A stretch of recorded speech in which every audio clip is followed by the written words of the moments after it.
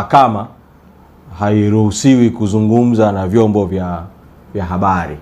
Kwa hiyo ndio maana tumekuja kuzungumza hapa, ingawaje tunazungumza tukiwa hatukubaliani na hilo zuio, na tutatafakari kama chama kwa kushauriana na mawakili wetu wa chama ambao ni maafisa wa mahakama juu ya chama kichukua hatua gani kuhusiana na zuio hilo ambao sisi tunaliona linakiuka haki za msingi. Principle mojawapo muhimu sana ya kisheria ni kwamba haki inabidi itendeke na haki inabidi ionekane ikitendeka. Sasa haki ikitendeka na ikionekana ikitendeka, njia mojawapo ni mahakama kuwa wazi.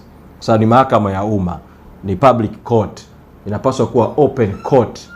Haiwezi kuendeshwa kwa siri, haiwezi kuendeshwa kwa kificho, na vyombo vya habari havipaswi kuzuiwa kutimiza wajibu wao na haki za kikatiba na haki za mikataba ya kimataifa juu ya uhuru wa kupata, kupokea habari na uhuru wa kutoa habari.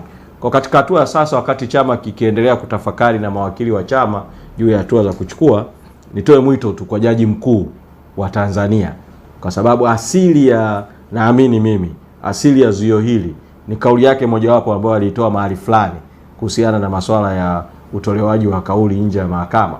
Naamini kauli yake hiyo kwa vyovyote vile, natumaini itakuwa imefuatiwa na maelekezo mengine ya kiutawala ndani ya mfumo wa kimahakama ambao imesababisha sasa mahakama zetu kuweka utaratibu ambao ni kinyume na haki ya kutoa habari, na imeminya hata haki za mawakili ambao ni maafisa wa mahakama kuzungumza katika eneo lao la kazi ambalo ni mahakamani. Kwa Jaji Mkuu atoe maelekezo ya kiutawala na jaji kiongozi atoe maelekezo ya kiutawala ambao yataondoa aibu hii kwa mahakama na uvunjaji huu wa haki ya uhuru wa habari ambao unaendelea katika mahakama kuu. Kwa wakati haya yakiendelea, nizungumzia yaliyotokea leo mahakamani bila kuingilia uhuru wa mahakama na bila kuingilia maamuzi yaliyoko mahakamani. Na kwa sababu hiyo nitajikita kwenye, kwa sababu niliandika ambacho kilizungumzwa mahakamani, nitasema kwa kadiri ambavyo nimekiandika kwa kukisikia. Kesi ilianza kwa upande wa jamhuri, kwa maana ya waendesha mashtaka, mawakili wa upande wa jamhuri, kusema kwamba shauri limekuja kwa ajili ya kusikilizwa, lakini wakasema wanapendekeza shauri liahirishwe kwa sababu shahidi waliyekuwa wamlete leo amepata dharura ya kiafya, yuko Muhimbili clinic, na wakasema kwamba tutaleta mashahidi wetu wote kuendelea na usikilizwaji siku ya Jumatatu. Kwa ufupi huo ndio ilikuwa hoja ya upande wa jamhuri.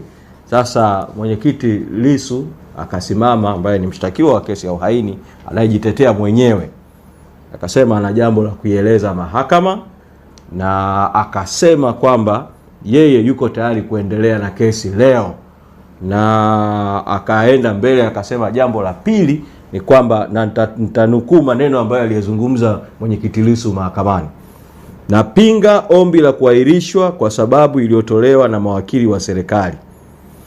Kulikuwa na amri ya mahakama mwaka jana kwamba upande wa mashtaka wao wanaleta mashahidi wasiopungua 2 kila siku ya kesi inaposikilizwa.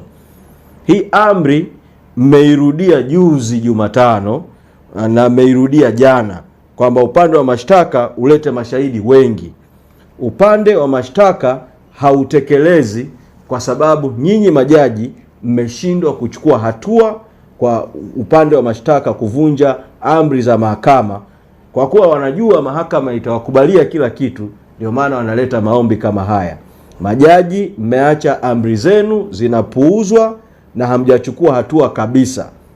Sasa waheshimiwa majaji, kwa vile jambo hili limerudia tena, jana hawajaleta mashahidi, badala yake wameomba kuahirisha kwa mara nyingine leo, msikubali mahakama ikageuzwa kama ambavyo upande wa jamhuri unataka.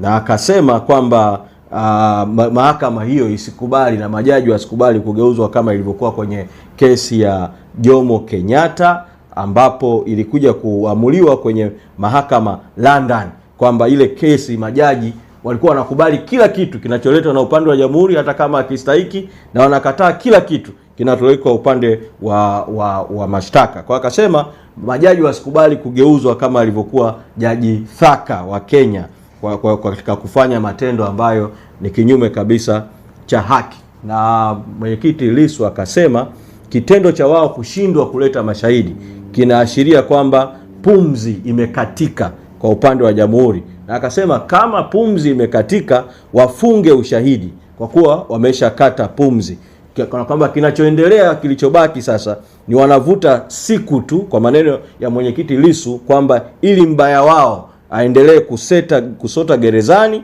na wao mawakili wa serikali waendelee kula posho za serikali. Kwa vyovyote vile majaji msiyakubali matendo yao. Akasema, na akatumia maneno ya Kiingereza, again for the record, hii ndio kesi kubwa kuliko zote kwa mujibu wa katiba ya nchi, kesi ya uhaini. Hivyo umuhimu wa kesi hii lazima uonekane katika namna ambayo mahakama inasimamia amri zake, amri ambazo zimetolewa na majaji. Na akasema, na nitanukuu kwa Kiingereza alichotumia mwenyekiti Lissu, we are not treading on a new ground.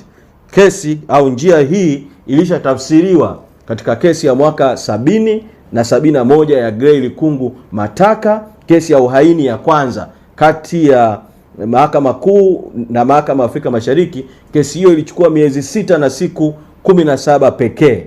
Njia hiyo ilisafishwa vizuri zaidi na Mahakama Kuu katika chumba, na maneno mwenyekiti Lissu, chumba hicho hicho ambacho mahakama ilikuwa inaendelea mwaka 1982 na 83 kwenye kesi ya Hatibu Gandhi na wenzake ya uhaini tena, ambapo kuanzia Mahakama Kuu mpaka mahakama ya rufani kesi nzima ya uhaini ilichukua siku 17, mwaka mmoja na siku 17 pekee. Na akaieleza mahakama kwamba haya yako kwenye court records za kesi hizo mbili, na yanaweza kutumika kama, kwa maneno yake nitanukuu maneno ya Kiingereza, kama precedence kwa namna ya kushughulikia kesi hii ya leo, ambapo yeye akasema mahakamani kwamba ameshakaa ndani gerezani kwa siku 493 bila kesi kumalizika, ambayo ni mwaka mmoja na zaidi ya miezi 4, na hawajamaliza ushahidi. Sasa akauliza swali tu, kama sasa akija yeye kama ushahidi wa jamhuri tu hujaisha, akianza yeye kushughulika na mashahidi wa upande wake, kumleta Samia Suluhu Hassani, kumleta Isidori Mpango aliyekuwa makamu wa rais na aliyekuwa rais, kumuleta IGP mahakamani, itachukua miaka mingapi? Itachukua muda gani? Na akatoa neno tu akasema, sasa mpaka majaji simtakuja kulitaya, kesi haijaisha. Kwa hili alikubaliki, na vinginevyo mahakama itageuka kuwa kangaroo court. Kwa hiyo walete mashahidi, ilisho isikubaliwe, walete mashahidi kama ambavyo ilikubaliwa jana. Kwa hiyo haya ndio hoja na maelezo ambayo mwenyekiti Lissu aliyatoa mahakamani. Upande wa jamhuri ukayajibu kwamba wamemsikia akisema, na upande wa jamhuri ukasema mashahidi ni wanadamu na wao wanaweza kupata changamoto, na changamoto inaweza kutokea muda wowote, na lakini wanakiri kwamba bado wana mashahidi wengi, lakini sio lazima walete mashahidi wote, na wanaleta mashahidi kwa kadiri ya prosecution plan. Nitatumia maneno waliotumia, prosecution plan yao ilivyo, kama walivyoipanga na vile ambavyo wamejiwekea utaratibu wa kuandaa mashahidi wao.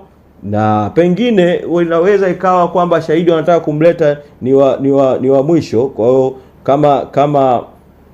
kama shahidi amepata dharura, hawezi kulazimika kuleta shahidi wakati wamejiandaa kwa namna ambavyo wamejiandaa. Kwa hiyo basi, na mahakama imepewa mamlaka kwa mujibu wa sheria ya uendeshaji wa makosa ya jinai kuweza kutoa adjournment kwa maneno yao, kama nitanukuu neno walotumia, kama kuna reasonable ground, kwa maneno ambayo wametumia, na kwamba wakaahidi kwamba wataleta mashahidi wao wote siku ya ndani ya session hii katika kikao hiki, na hawapendekezi kwamba iletwe kwenye kikao kingine cha mahakama, na kama wanapendekeza kwamba siku ya Jumatatu ya ahirisho walete mashahidi wao wote siku ya Jumatatu. Sasa majaji wakatoa uamuzi juu ya jambo hilo, na wakasema kwamba kama nitanukuu nilichokisikia, tunakubaliana na mshtakiwa kuhusu zile hoja za mshtakiwa juu ya amri ambazo mahakama ilizitoa, na wanakubaliana na mshtakiwa kuwa hilo ni shtaka kubwa la uhaini, na kwa kuwa ahadi ambayo upande wa jamhuri wameitoa iko kwenye kumbukumbu za mahakama ya kuleta mashahidi wao wote siku ya Jumatatu, basi na iko kwenye record, basi wanakubaliana na upande wa jamhuri kutoa ahirisho mpaka siku ya Jumatatu saa 3, na kwamba upande wa jamhuri ulete mashahidi wao wote, na kama hilo halitatokea, kinyume na hapo, mtatumia maneno niliyoyasikia, mahakama inaweza kutoa amri zaidi. Kwa hayo ndiyo yaliyojiri mahakamani siku ya leo. Sasa sitaki kuzungumza kwa kirefu sana juu ya msimamo wetu kama chama kutokana na haya yaliyotokea na kauli yetu kama chama. Sasa niliamua kufanya kazi ambayo kimsingi mlipaswa muipate moja kwa moja mahakamani, kuhusu mtiririko wa mahakamani mwepo, muipate vivyo kutoka kama wakili, wafanye briefing pale nje ya mahakama, lakini kwa sababu ya hilo zuio lilotolewa huko mahakamani, hilo limeshindikana. Lakini ambacho nakiona, na nitatumia kauli ambayo mwenyekiti Lissu ambaye ameitoa mahakamani, wamekata pumzi upande wa jamhuri. Wana shida katika kupata mashahidi, na hii inadhihirisha tulichokisema toka awali kama chama, kwamba hapa hakuna kesi yoyote ya msingi ya uhaini, ni kumuumiza tu mwenyekiti gerezani, kumpotezea muda wa kuwa gerezani, kutumia pesa za umma za mashauri, gharama za majaji, gharama za mawakili, gharama za magereza, gharama za polisi wanaojaa kwa halaiki na magari mengi pale nje ya mahakama, kwa kitu ambacho upande wa jamhuri unapaswa tu katika hatua sasa, bila kuingilia uhuru wa mahakama. Mambo ya mahakama kuamua itaamua inavyotaka kuamua yenyewe kwa mujibu wa haki, lakini waliopeleka kesi ni jamhuri.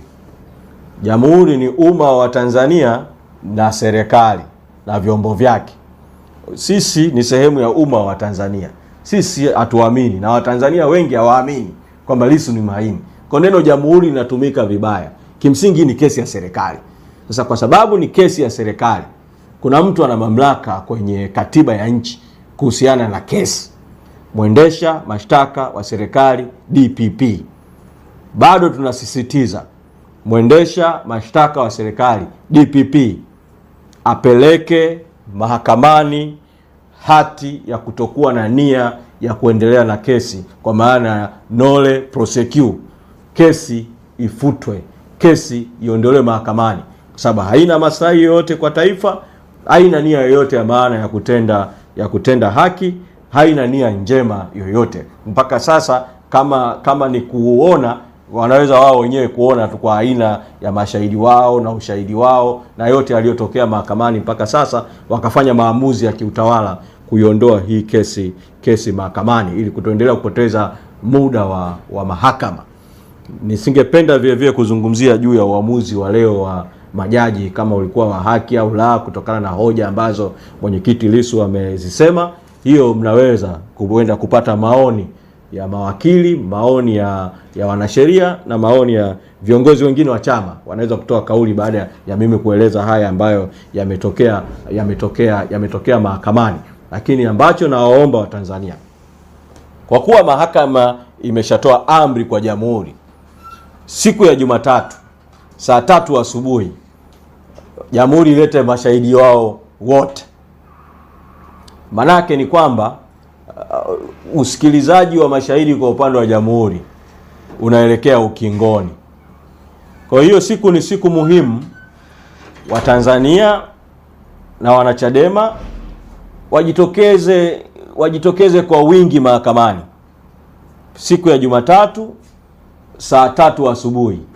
ili kuendelea kusikiliza huo ushahidi wa mwisho kama bado upande wa jamhuri utaendelea kuwa king'ang'anizi wa kuendeleza kesi isiyokuwa na msingi wowote, isiyokuwa na uhaini ndani yake, kesi ambayo haina msingi inapaswa kufutwa. Kama wataamua kuendeleza, basi umma wa Tanzania tukutane mahakamani siku ya Jumatatu saa 3 kwa ajili ya shauri hili. Dalili zote zinaonyesha kwamba upande wa serikali na jamhuri ama wameshakata pumzi kabisa au wanaelekea kukata pumzi. Tundu Lissu anastahili kuwa huru, kwa sababu sisi kama chama tunaamini sio mhaini. Kwa hayo ndio naweza nikayasema kuhusiana na yale yaliyojiri mahakamani na msimamo wetu. Unless kama kuna swali nitakuwa huru kujibu swali kama kuna swali, lakini kama hakuna swali, kwa kweli kuna swali moja. Karibu. Asante. Umewaita wanachama waje lakini tunaelewa kwa sasa kuna huo ulinzi mkali na mara kadhaa kumetokea rabsha baina ya wafuasi, wapenzi na wanachama wa Chadema na jeshi la polisi. Wito huu mnahakikisha vipi kwamba wanachama wenu watasalia salama, wataingia mahakamani, watafuatilia shauri na hakutakuwa na kusigana nje na watu kuumizwa kama ambavyo imetokea nyakati hizo? Sisi tunaamini mahakama ni mahakama ya umma, ni mahakama ya wazi, ni open court, na mahakama inatakiwa iweke utaratibu ambao haki itatendeka na itatendeka. Kwa hiyo tunaamini kwamba watu wana uhuru kuja mahakamani, na ndio maana tunasisitiza watu waje mahakamani. Chumba cha kwanza cha mahakama pale Mahakama Kuu ni kikubwa, kina sehemu ya chini, kina sehemu ya jukwaani juu. Kwa hiyo kinaweza accommodate watu wengi tu wa kutosha kuwepo mahakamani, na chumba kitakapojaa huko utaratibu unaweza kuweka watu wengine kusubiri mahali pengine kufuatilia kesi inavyoendelea na kusubiri matokeo ya kesi. Kwa hiyo sisi tunasisitiza tu kwamba hilo lifanyike na umma ujitokeze. Sasa tunavikaution vyombo vya dola, polisi wamekuwa wakitumia madaraka yao ya mabavu ya silaha vibaya, kinyume cha sheria.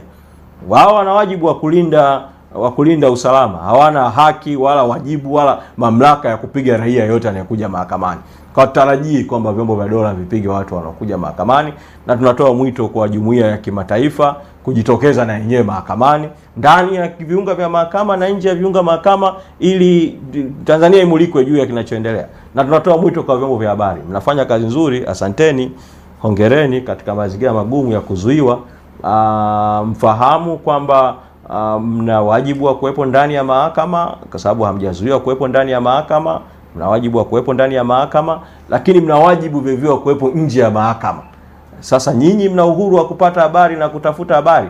Msiishie tu kujifungia ndani ya chumba cha mahakama. Vyombo vya habari viko vingi, vingine viwe nje, viripoti matukio ya nje. Mimi naamini polisi wakimulikwa na kamera wakati wananchi wanakuja mahakamani, polisi watapata hiyo hofu kwamba mwanga wote wa kamera unawamulika juu ya matendo yao. Hamjazuiwa kukaa nje ya mahakama na kurekodi kinachotokea mahakamani. Kwa hiyo mna wajibu kama muhimili wa 4 wa dola, fourth estate, informal fourth estate, muhimili wa dola, kulinda raia, na mahali pa kulinda raia kwa kamera zenu, kwa vinasa sauti vyenu ni kuwepo vile eneo la nje ya mahakama siku ya Jumatatu. Kwa mwepo ndani, mwepo na nje, naamini mambo yote yatamalizika kwa haki bila na kwa usalama.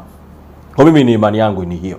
Na nisisitize kwa mamlaka za mahakama zisikubali mahakama ikatekwa na vyombo vya dola.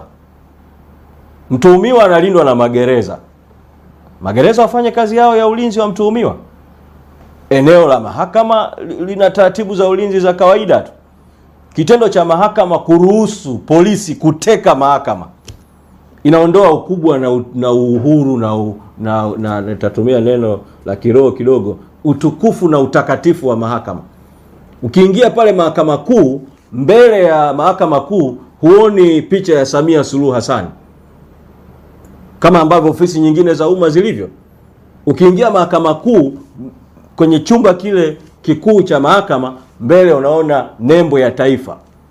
Tafsiri ya ile ni kwamba pale ni mhimili wa haki, sio mtoto wa serikali, si mtu wa kwamba anaagizwa tu kufanya kitu ambacho akistahili. Sasa hivi sisi tunasema kwamba kuna serikali haramu, kuna serikali batili. Tunasema kuna bunge haramu, kuna bunge batili.